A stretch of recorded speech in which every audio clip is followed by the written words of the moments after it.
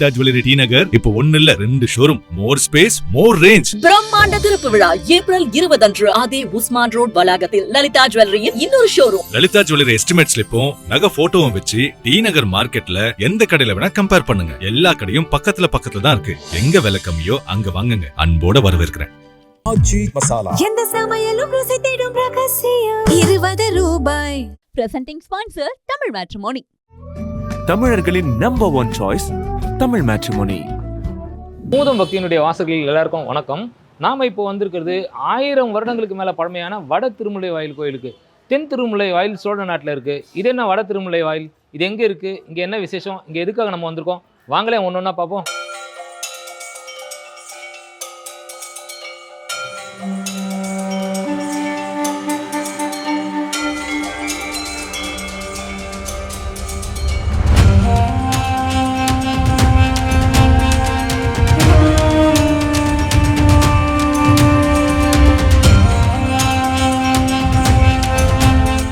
பொதுவாக ராஜாக்கள் எல்லாம் யானை மேலே ஏறி சண்டைக்கு போவான்னு கேள்விப்பட்டிருக்கீங்க.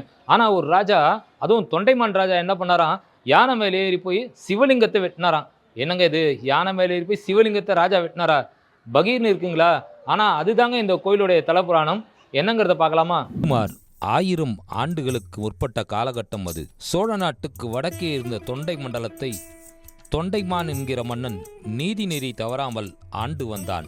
மன்னன் மக்களை கண்ணும் கருத்துமாக நினைத்ததால் மக்கள் ஆனந்தமாகவும் அமைதியாகவும் வாழ்ந்தார்கள். ஆனால் யார் கண்பட்டதோ நாட்டின் நிம்மதியை குலைக்கும் வகையில் ஒரு சம்பவம் நடந்தது. வாணன் ஓணன் என்னும் குறும்பர்கள் இருவர் தொண்டை நாட்டின் அருகே உள்ள நாட்டை பிடித்தார்கள். அரக்கர்களுக்கு நிகராக இரக்கமில்லாமல் கொடிய ஆட்சி நடத்தினார்கள். கொஞ்சம் கொஞ்சமாக முன்னேறி தொண்டை நாட்டின் எல்லைக்குள் புகுந்து தொல்லை தர ஆரம்பித்தார்கள். தகவல் தொண்டைமான் காதுகளை எட்டியது. கொதித்தெழுந்தான் மன்னன். பட்டத்து யானையில் ஏறி குறும்பர்களின் கொட்டத்தை அடக்க புறப்பட்டான். வாணன் ஓணனுடன் போரிட்டான். போர் உக்கிரமாக நடந்தது. ஆனால் குறுக்கு புத்தி உள்ள குறும்பர்கள் வஞ்சனையாக துர்தேவதைகளை தொண்டைமானுக்கு எதிராக ஏவினார்கள். அதனால் தொண்டைமான் துவண்டான். வாணன் ஓணன் கை ஓங்கியது. அரசனின் அயற்சி புரிந்து கொண்டது பட்டத்து யானை. வீணர்களிடம் அரசன் விழுந்துவிடக்கூடாது என்பதால் அங்கே இருந்து வேகமாக வெளியேறியது. காட்டுக்குள் புகுந்து தங்கள் நாட்டுக்கு சென்றது. வழியில் மாலையும் இரவும் சந்திக்கும் நேரத்தில் நடந்தது அந்த சம்பவம். அரசனை அடிபணிய விடக்கூடாது என்று அதிகவனமாக விரைந்து நடந்து கொண்டிருந்த யானை சட்டென்று ஓரிடத்தில் நின்றது. அடுத்து ஓர் அடி கூட எடுத்து வைக்க முடியாமல் தடுமாறியது, தயங்கியது. சோர்வுடன் இருந்த மன்னன் அப்படியே குனிந்து பார்த்தான். யானையின் கால்கள் சுற்றி படர்ந்திருந்த முல்லைக்கொடியில் சிக்கிக் கொண்டிருப்பது தெரிந்தது. யானையின் மேல் அமர்ந்தபடியே வாளை உருவினான் மன்னன். முல்லைக்கொடியை வெட்டுவதற்காக வேகமாக வீசினான். அடுத்த நொடி நடந்தது அந்த பயங்கரம். வாள் பட்ட இடத்திலிருந்து பீரிட்டது செந்நீர். அதிர்ந்து போனான் அரசன். யானையின் காலை வெட்டிவிட்டோமோ என்று பதறினான். அவசர அவசரமாக கீழே குதித்தான். பார்த்தான். அங்கே முல்லை கொடிகளுக்கு இடையே முளைத்திருந்தது சுயம்புலிங்க திருமேனி ஒன்று. முல்லை கொடியாக அம்பிகையே அரணை பிணைத்து ஏராளமான பூக்களை சிந்தி வழிபட்டிருந்தாள்.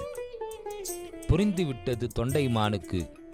இறைவன் திருமேனியை வாளால் வெட்டிவிட்டோம்.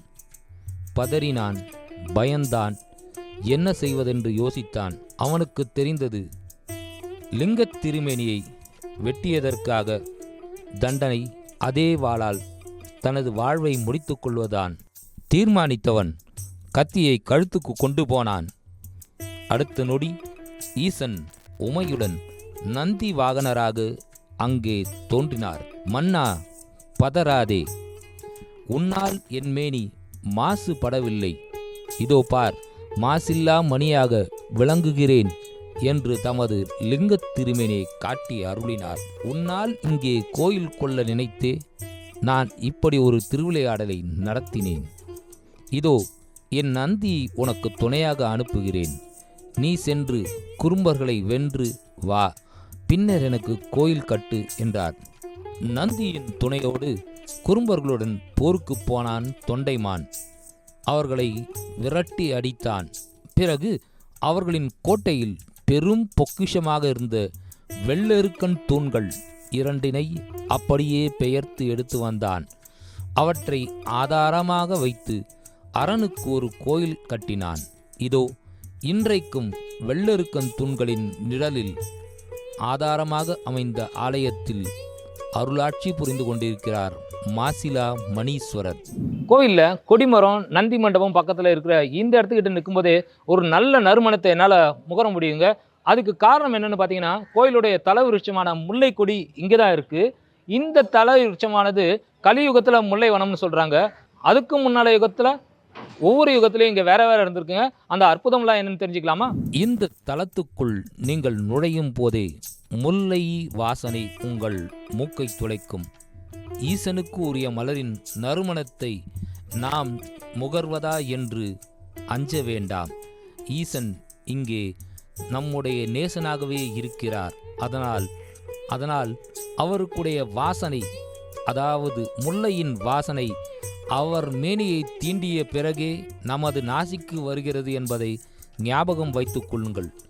இந்த முல்லை வனம் கலியுகத்தில் முல்லை வனமாக இருந்தாலும் 4 யுகங்களிலும் வெவ்வேறு வனமாக இருந்ததாக ரத்னபுரம், திரேதா யுகத்தில் வில்வ வனம், துவாபர யுகத்தில் செண்பகக்காடு, இதோ இந்த கலியுகத்தில் முல்லை வனமாக திகழ்கிறது திருமுல்லை வாயில். தெற்கே ஒரு திருமுல்லை வாயில் இருப்பதால் இது வட திருமுல்லை வாயில். இங்கே முல்லை கொடியாக ஈசனின் சுயம்புலிங்க திருமேனியை அலங்கரித்திருந்த அம்மை கொடி இடை நாயகியாகவே திகழ்கிறாள். பொதுவாக கொடிமரம் பலிபீரம் தாண்டி இருக்கக்கூடிய நந்தி எப்போவுமே சிவனை பார்த்து தானே அங்கே இருப்பார். சிவன் தானே அவருடைய மூச்சு. ஆனால் இந்த கோயிலில் சிவனை பார்க்காம வாசலை பார்த்துருக்காருங்க நந்தி. மாசிலா மணீஸ்வரர் கோயிலில் நந்தி இப்படி இருக்கிறதுக்கு என்ன காரணம்? அதுக்கும் ஒரு கதை இருக்கணும் இல்லையா? அந்த கதை என்னன்னு பார்த்துருவோம். சிவாலயத்தில் கோபுர வாசல் கடந்து கொடிமரத்தை அடுத்து பலிபீடத்தை கடந்து நந்தியை பார்த்தால் அவர் சதாசர்வ காலமும் ஈசனை நோக்கிய நிலையில் இருப்பதை பார்க்கலாம். ஆனால் இந்த வட திருமுல்லை வாயிலில் ஈசனுக்கு எதிர் திசையில் நோக்கியபடி, அதாவது ஈசனை நோக்காது வாயிலை நோக்கியபடி காட்சி தருகிறார் நந்தியம் பெருமான். அதற்கு காரணம், எப்போதாவது மீண்டும் தொண்டைமானுக்கு தொல்லை தர எதிரிகள் வரலாம், அப்போது உடனே புறப்பட்டு காத்திடச் செல்ல வேண்டும் என்பதற்காகவே இப்படி திரும்பி அமர்ந்திருப்பதாக சொல்கிறது தலபுராணம். அது மட்டுமல்ல, அபிஷேக பிரியரான ஈசனுக்கு இங்கே அபிஷேகம் என்பது கிடையவே கிடையாது. ஆச்சரியமாக இருக்கிறதல்லவா? வாளால் வெட்டுப்பட்ட காயத்துடன் ஈசன் இங்கே இருப்பதால் அவருக்கு சதாசர்வ காலமும் சந்தன காப்பு இடப்பட்டே இருக்கிறது. ஆண்டுக்கு ஒரு முறை சித்திரை மாத சதய நட்சத்திரத்தை ஒட்டி 2 நாட்கள் மட்டுமே ஈசனின் சுயம்புலிங்க திருமேனியின் சுயரூப தரிசனம் கிடைக்கிறது. அப்போது மட்டுமே சந்தன காப்பு அகற்றப்பட்டு அந்த காப்பு பிரசாதமாக பக்தர்களுக்கு வழங்கப்படுகிறது.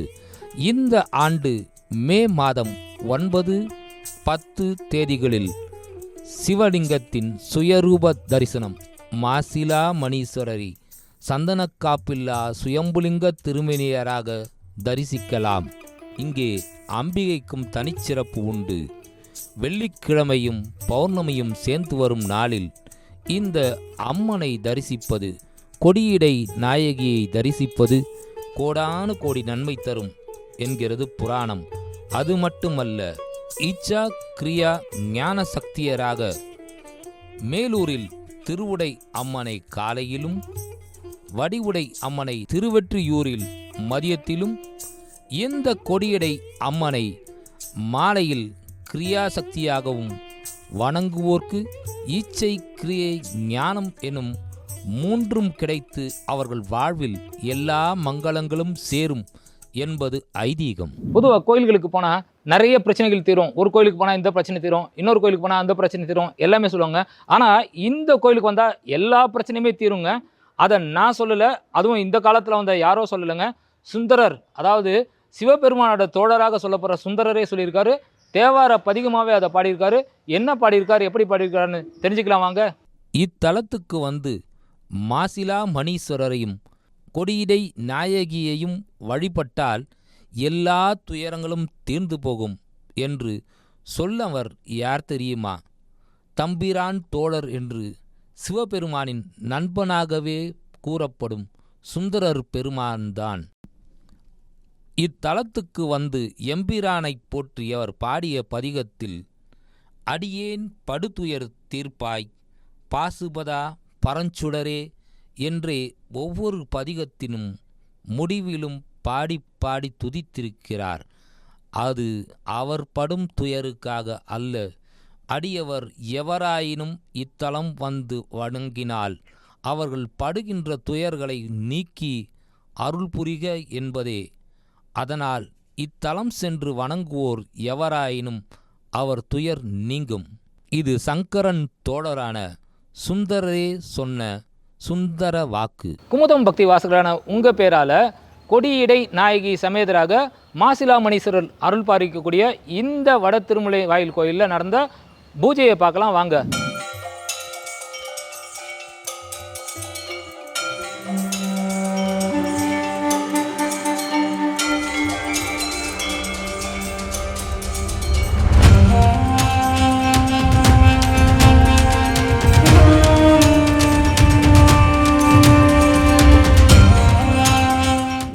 பக்தி வாசகர்கள் நாமதேஸ்ய சமஸ்த பக்தானாம் சக குடும்பானாம் சேமஸ்தைரிய வீரிய விஜய ஆயுராரோக்கிய ஐஸ்வர்யானாம் அபிவருத்தியர்த்தம் இஷ்டகாம்யார்த்தபல சித்தியர்த்தம் தீர்க்க சௌமங்கல்யாவாப்தியர்த்தம் மகாமாதா லதாமத்யாம்பிகா தேவி பரிபூர்ண கிருபாகடாட்ச சித்தியர்த்தம் திவ்ய சரணாரம்யகோ குங்குமார்ச்சன பூஜாம் அத்தியகரிஷ்யே.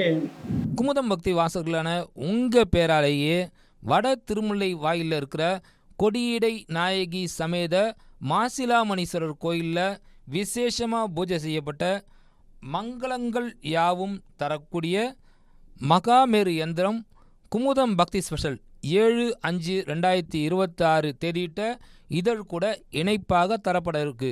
இந்த புக்கு 23/4/2026 அன்னைக்கே கடையில் கிடைக்கும். மறக்காமல் வாங்கிடுங்க. உங்கள் வீட்டில் மங்களங்கள் நிறையட்டும், மகிழ்ச்சி தங்கட்டும். லலிதா ஜுவல்லரி டி நகர் இப்போ 1 இல்ல 2 ஷோரூம், மோர் ஸ்பேஸ் மோர் ரேஞ்ச். பிரம்மாண்ட திறப்பு விழா ஏப்ரல் 20 அன்று அதே உஸ்மான் ரோட் வளாகத்தில் லலிதா ஜுவல்லரியின் இன்னொரு ஷோரூம். லலிதா ஜுவல்லரி எஸ்டிமேட் ஸ்லிப்பும் நகை போட்டோவும் வச்சு டி நகர் மார்க்கெட்ல எந்த கடையில வேணா கம்பேர் பண்ணுங்க. எல்லா கடையும் பக்கத்துல தான் இருக்கு. எங்க விலை கம்மியோ அங்க வாங்குங்க. அன்போட வரவேற்கிறேன்.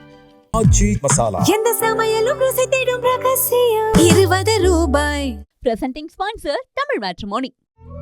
தமிழர்களின் number one choice Tamil matrimony.